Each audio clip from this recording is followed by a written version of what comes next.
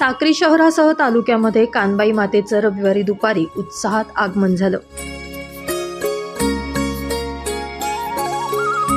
यानंतर सायंकाळी कानबाईला रोट, पुरणपोळीचा नैवेद्य, हळदी कुंकूचा कार्यक्रम आणि रात्रभर जागरणानंतर आज उत्साहात आणि तितक्याच भावनिक वातावरणात कानबाई मातेला निरोप देण्यात आला।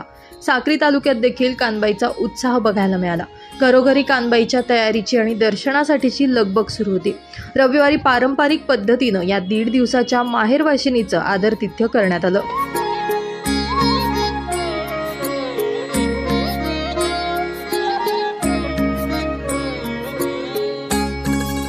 सोमवारी सकाळपासूनच कानबाई आणि कनेर यांचं थाटामाटात विसर्जन सोहळा पार पडला।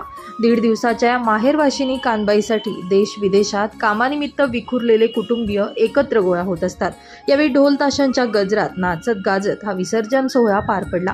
यावेळी कानबाईच्या येण्याचा आनंद आणि विसर्जनाचं दुःख भाविकांच्या चेहऱ्यावर ओसंडून वाहत असल्याचं बघायला मिळत होतं।